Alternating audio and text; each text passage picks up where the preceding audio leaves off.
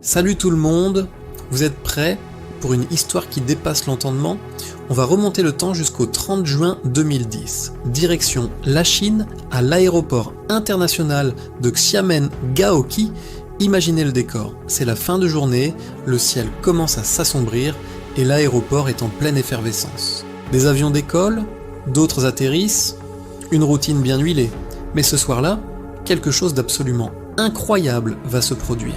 Vers 18h30, les contrôleurs aériens, les yeux rivés sur leurs écrans radars, détectent un écho non identifié.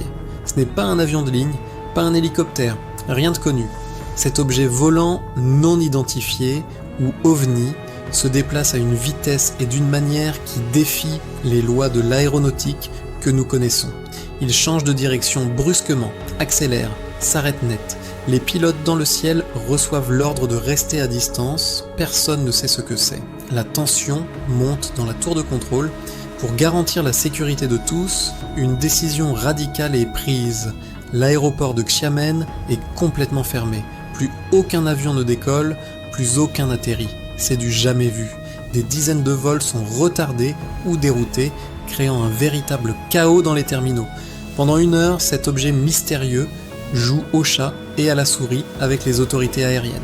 Et puis aussi soudainement qu'il est apparu, il disparaît des écrans radars. Pouf, envolé. Vers 19h40, l'aéroport rouvre enfin, mais l'incident laisse tout le monde perplexe. Les autorités chinoises sont restées très discrètes, ne donnant que peu d'explications. Était-ce un drone expérimental, un phénomène météorologique rare, ou, comme beaucoup le pensent, une preuve de visite extraterrestre? Les témoins au sol, eux, ont décrit des lumières étranges dans le ciel. Cet événement s'ajoute à une série d'observations d'OVNI en Chine cette année-là, notamment à l'aéroport de Hangzhou, quelques jours plus tard. Le mystère de l'OVNI de Xiamen reste entier, une énigme fascinante qui continue d'alimenter les conversations et les théories.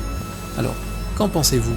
Qu'est-ce qui a bien pu paralyser un aéroport international pendant 1 heure entière? Laissez vos théories dans les commentaires, j'ai hâte de vous lire. N'oubliez pas de vous abonner pour ne manquer aucune de nos prochaines explorations du mystère. À très bientôt